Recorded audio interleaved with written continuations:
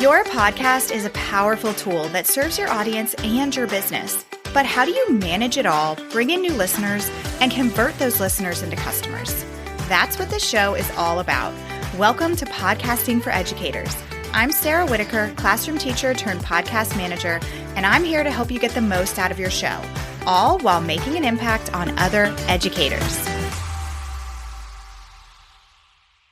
Hello, and welcome back to Podcasting for Educators. Last week, I talked all about what to do if you notice that your downloads are kind of dropping or you're not really seeing much growth during the back to school season.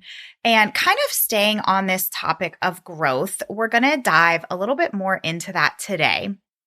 At one point or another, most podcasters face a time when they kind of feel like they've hit a wall. Your downloads maybe have been a little stagnant for a while, maybe they've increased a tiny bit, or maybe they've even gone down a little bit. So what do you do if this is happening to you, not only during the back to school season, but anytime throughout the year? There are lots of strategies for podcast growth, but first let's look at some really important things that you may not be doing that you should be doing if you want to see long-term consistent growth. I'm going to share 5 mistakes that you may be making that will hold you back from growing your show. You know that I like to get right to the point, so let's go ahead and dive in. Mistake number 1 is that you aren't being consistent. Now, there's more than one piece to this idea of being consistent. Number 1 being that maybe you don't have a consistent release schedule for your episodes. A lot of people always wonder how often they should release episodes. Some people do bi-weekly, and that's okay if that's all that your schedule allows. But if you can do weekly episodes, I would definitely aim for that. It's all about staying top of mind for people and putting out this type of long form content through your podcast every single week is a really good way to do that. So right now, if you're kind of aiming to do weekly episodes, but you're kind of skipping a week here and there, or maybe you're releasing on Tuesdays one week and Fridays the next week, I would really try and find a consistent schedule. And we're going to talk about in just a minute why consistency is so important. The other piece of consistency is aiming for a consistent length for your episodes. People like to know what to expect when they listen to their favorite podcast because it helps them understand how much time they need to carve out for whatever they're doing. Like if somebody usually walks their dog for 15 minutes in the morning, they may not start an hour-long podcast because then they're going to have to break it up. And some people do that sometimes, but typically, those little spurts of activities throughout your day, if you can get through a quick episode, people always love to do that. And often they'll save those longer episodes for things like car rides. Now, there are some exceptions to this because a lot of people like myself have a mix of solo episodes and guest episodes. My solos are going to be shorter and my guest episodes are going to be a little bit longer. And that's okay because at least people can anticipate that. If they see that you have a guest episode, okay, this is going to be longer than usual. The other exception, of course, is if you release multiple episodes in a week. Maybe one of them, I see a lot of people doing this right now. They'll do a regular length episode, maybe 25, 30 minutes, and then they'll release a mini-sode on another day during the week that's maybe a 10-minute, like really quick tip kind of episode. But the point here is that the types of episodes are consistent and the length of those episodes are consistent. Now, why is consistency so important? It really gives you, as the podcaster, a chance to maintain a particular method and schedule that works for you. You need to try and create some sort of routine or it's going to become a rat race to try and keep up with your episodes. So if you can get that routine down, have a method that works for you where you can anticipate about how long it takes for you to outline your episodes and about how long it takes for you to record your episodes, then you can get yourself on some sort of schedule or at least know what to expect in terms of the time investment that it's going to be for you to get these episodes prepared. And then the really important piece is that when you're releasing your podcast episodes consistently, it is allowing you to become a part of someone's routine. Podcasts are very much routine based. If you start to get really loosey goosey with your schedule, it definitely can affect your listenership. Think about your own routine. I know for myself, there's certain podcasts that I always check in and listen to first when I'm out walking my dog every morning and when I'm getting ready for the day or when I'm running errands. I have my go-to shows. If that podcast that I always listen to on my walk doesn't release an episode on Thursdays like they usually do, am I going to just walk in silence? Maybe that might be good for me, but no, I'm not. I'm going to go find another show.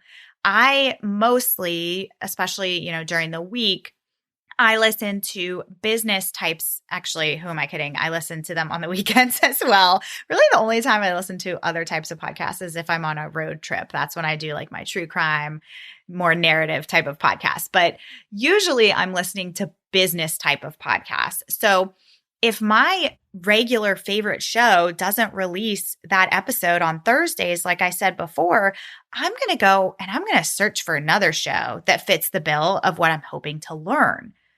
And if I like that show a lot, or maybe even better than what I usually listen to, I might switch. Your slot in someone's podcast library is precious, precious real estate, and it's replaceable. I hate to say that, but if you are just not consistent in your release schedule, then you're not going to be top of mind, and people are going to find somebody else that they can learn from.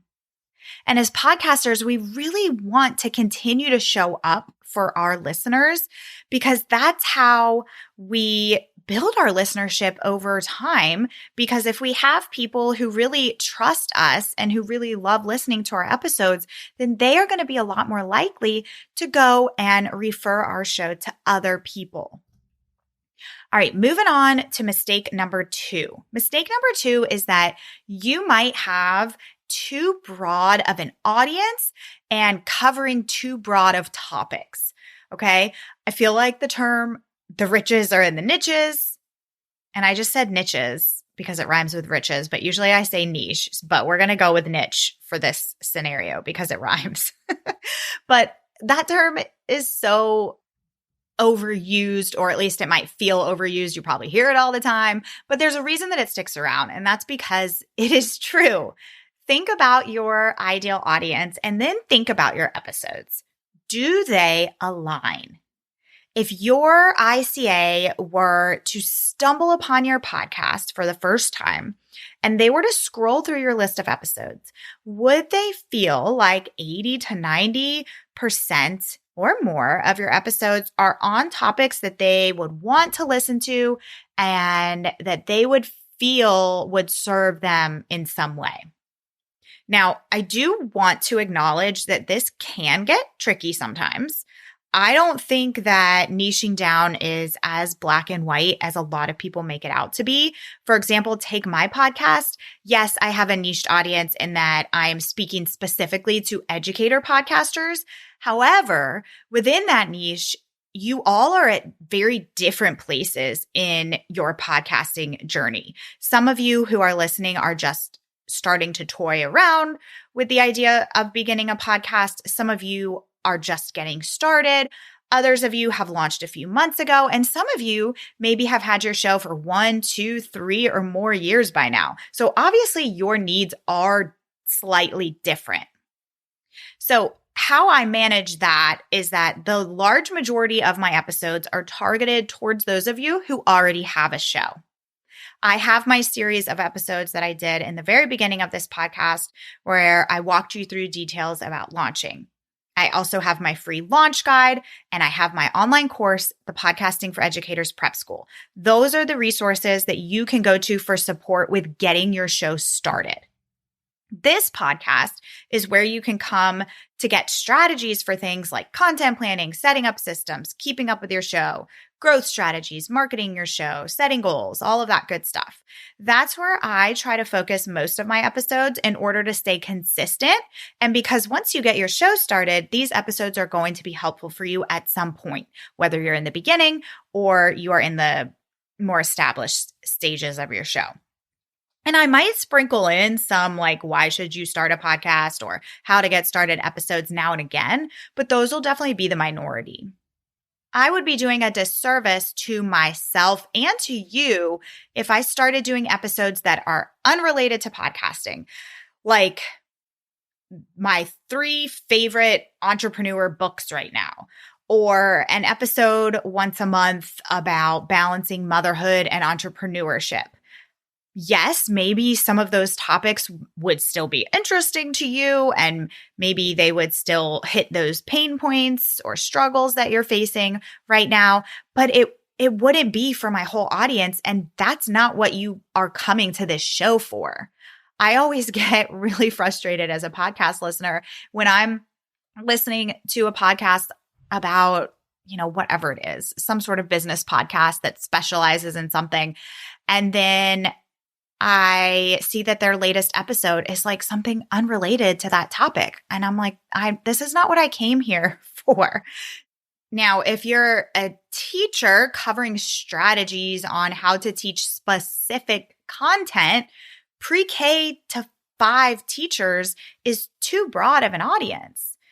Okay? Because if you're talking about like science curriculum and you're marketing your podcast for K to 5 teachers, a kindergarten teacher is not going to be teaching the same things that 5th grade teachers are. Now, it's okay to have a few different grade levels in there because we all know that you're going to have a variety of learners in your classroom. A 5th grade teacher is going to have kids who are reading at a quote unquote 3rd grade reading level.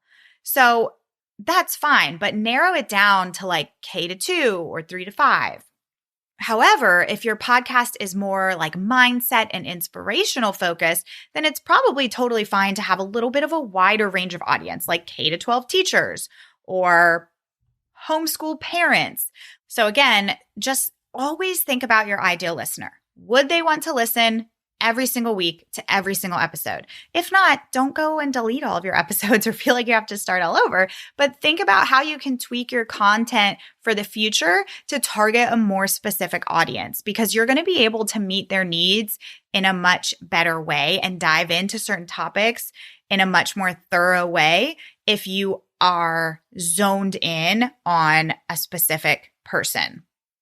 That's why, there's tons of podcasts out there similar to mine that talk about podcasting strategies, but hopefully you have come to my show because I am speaking specifically to educators, because the trends that educator podcasters see are a lot different than other podcasters in other niches, and your resources that you sell are different. So my goal is that by being more focused in who I'm speaking to, I'm able to help you in a more effective way.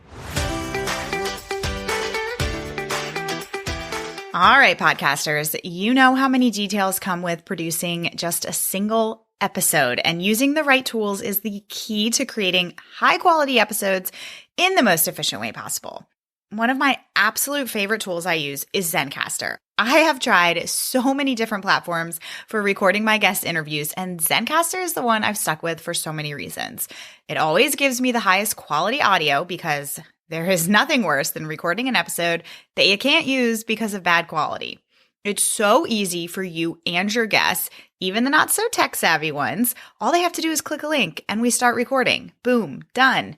Plus, the video is crystal clear, so you can repurpose your solo and your guest episodes on social media and on YouTube. Oh, and it gives you a transcript of your episodes. You can go to zencastr.com/pricing and use my code EDUCATORS. You'll get 30% off your first 3 months of Zencastr Professional. I want you to have the same easy experiences I do for all of my podcasting and content needs. It's time to share your story. So go to zencastr.com/pricing. That's zencastr.com/pricing and use my code EDUCATORS for 30% off. That's EDUCATORS, all lowercase letters. The link will also be in the show notes.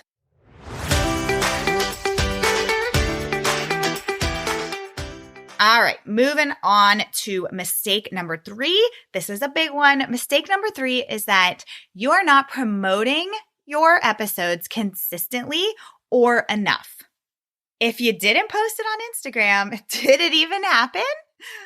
But seriously, it's not enough to just record your content. You need to then promote it. It's kind of like when you're trying to be really good about eating healthy foods and you stay on track all day. You've got your sliced fruit and veggies that you prepped on Sunday and you are just rocking it all day. But then you put your kids to bed and those late night munchies kick in, and it's just that time of day is what's stopping you from actually hitting your goals. It's the same thing with promotion. It's one thing to stay on track with releasing your episodes, and that is awesome, and that's fantastic, and that's a huge piece of the puzzle. But if you're not then going and talking about your episodes, that is going to stunt your growth.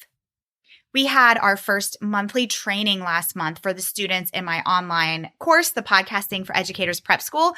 And the topic was on this idea of promotion and on nailing down a promotion plan for your episodes. And in this training, I talked about how we first need to remember why we promote in the first place.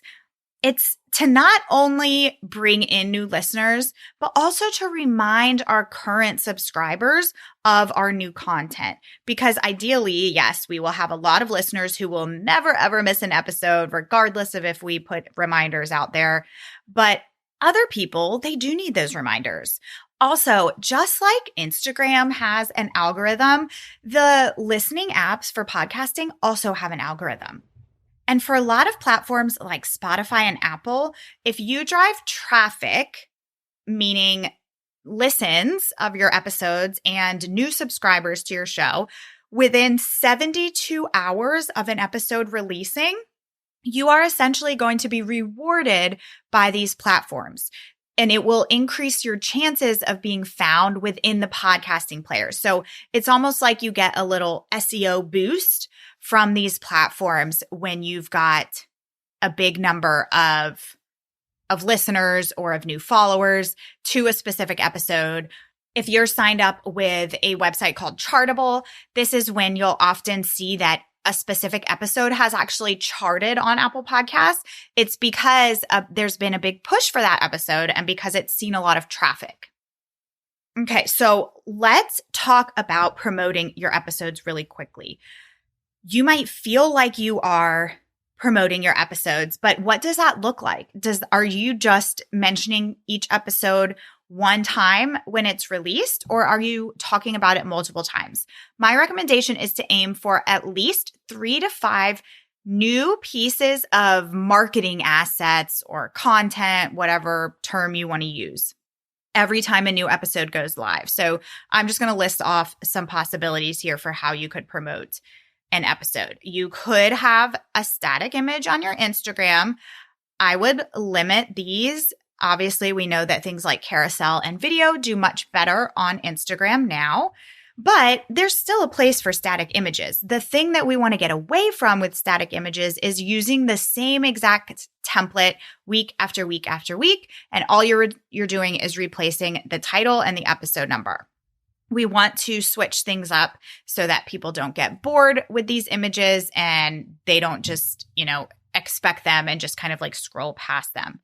So what are some other pieces of content beyond static images? You can create an Instagram carousel, an Instagram reel using a trending audio or an original audio from you, TikTok video. You could do an Instagram live where you jump on for just a few minutes and talk about some of the content that you covered in your episode. getting on your Instagram stories, doing a face-to-face video, 15, 30 seconds, doesn't have to be anything long. One of the things that I absolutely recommend that you are doing is putting out a weekly newsletter where you share about your podcast episode in an engaging way. Posting in Facebook groups is another great place that you can be promoting your episodes and your podcast as a whole. So I want you to think about in the upcoming weeks, how can you really amp up your promotion plan for your episodes? I've actually experimented with this a little bit over the summer. I got super busy. I always forget how busy summer is for me work-wise. And I kind of was not doing a very good job promoting my episodes. And in the past couple of weeks, I've tried to really get back into it and put more of an effort. And I can see the difference that it makes when I am promoting an episode multiple times throughout the week in the days following its release. I see a direct correlation between when I'm not good at promoting and when I am better at promoting. So I want you to notice these things with your podcast as well and think about how you can do a better job with your promotion. Because, we could talk about so many different platforms, but take, for example, Instagram. If all you're doing is putting out one post about your episode, we know that the majority of our followers aren't even going to see that post. So it needs to be talked about multiple times and in multiple places. And this doesn't have to be hard because it's the same piece of content. It's the same big ideas and little ideas. It's just being distributed in different places. But you've already got the content there. So don't make it a lot more difficult than it needs to be. Mistake number 4 is that you are not considering SEO when you're creating and producing your episodes. A solid SEO strategy is one of the best ways to organically grow your business. And the same is true with your podcast. A lot of people have difficulty boosting their SEO because they don't have enough long form content. But that is not the case for you, my friend, because when you have a podcast, that is not a problem. You have those long form pieces of content when you create your episodes.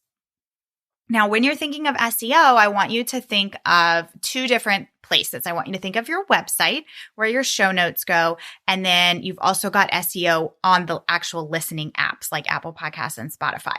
First, let's briefly talk about show notes.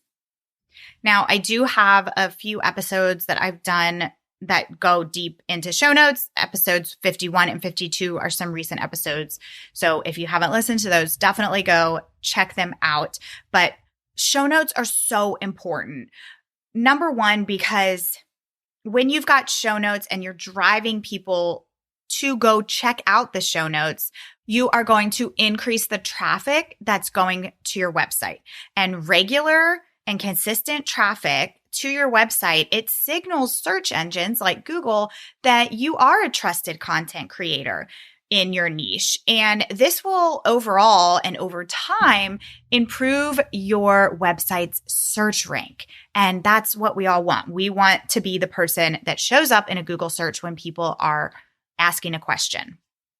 So when you're writing your show notes, you want to be thinking about keywords just like you do when you're writing a blog post. And then a lot of people might not realize this, but now, thanks to the ever-evolving technology that we have, there is actually, like in Google, there is audio content indexing. So they are actually picking up on words through audio, and that is being factored into SEO and into your searchability online. So that means that you can not only consider keywords in your written show notes, but also think about making sure that you are including these keywords when you're actually talking in your episodes. And then there is, like I mentioned a minute ago, there's also the listening apps like Apple, Spotify, Amazon Music, all that. They have their own form of SEO. Now, I did a really thorough episode. It was episode 24, all about SEO within the listening apps. It might not seem like the most exciting topic, but I'm telling you, there is some serious gold in that episode. Highly recommend that you take a listen if you haven't already, because I give you recommendations in there, and just a few really small, quick, easy tweaks can make a really big impact on your searchability within these podcasting apps. Specifically, you want to be thinking about your show name, your episode titles, and the author field within your podcast host. So, like I said, go check out episode 24 for more about that. All right.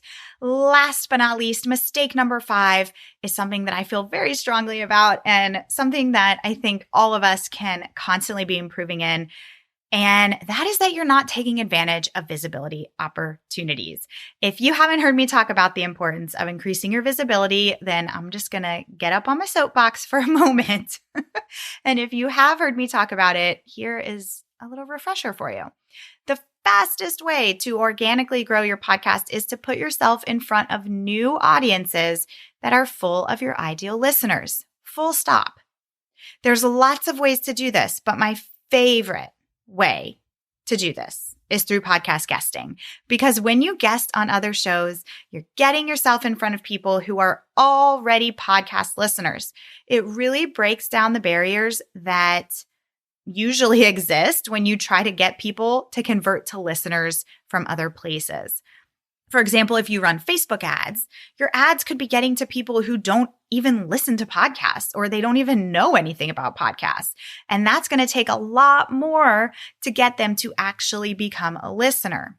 Now, quick shameless plug. If you want to learn more about how to be a great podcast guest, you can check out my mini course, Guesting for Educators, at podcastingforeducators.com/guesting. It's only $47. You can get through it in a weekend, and it's going to walk you step by step and show you exactly how the whole guesting thing works, why it's so amazing, how to do it effectively. So go check it out. Guesting on other shows is my top way to grow your podcast audience. And by the way, going back to what we talked about before about having strong SEO, a really effective way to boost your SEO is obtaining as many backlinks as possible. And if you aren't familiar with this term backlinks, it's essentially just a link from another website that leads to yours.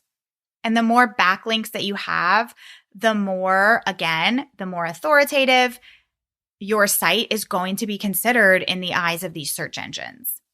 So guesting on podcasts is a really great way to get these backlinks because when you guest on a show, the podcast host will then likely include your links on their show notes page.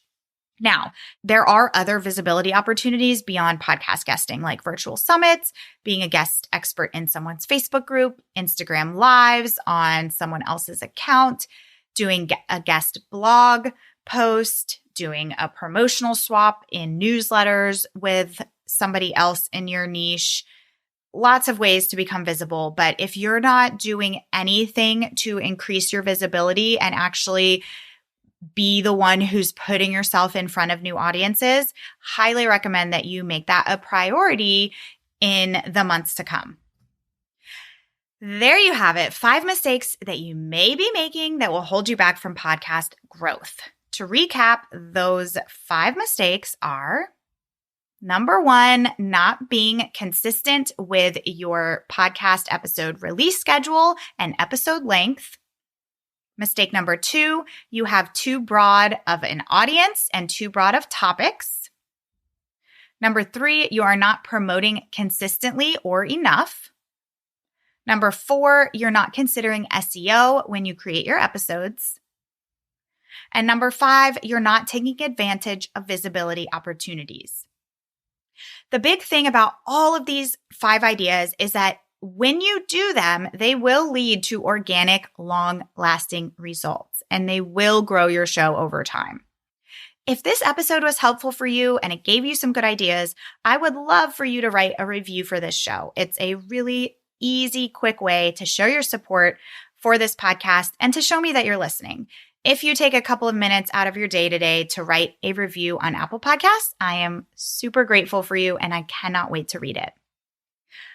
That's all for today, and I'll catch you here next week. Thanks so much for listening to today's episode. To keep this conversation going, connect with me on Instagram at Podcasting for Educators. I'm always looking for an excuse to talk about podcasting. If you're looking for support in launching, managing, or growing your podcast, check out my online course, the Podcasting for Educators Prep School, at podcastingforeducators.com/prep school. I'll see you here next time.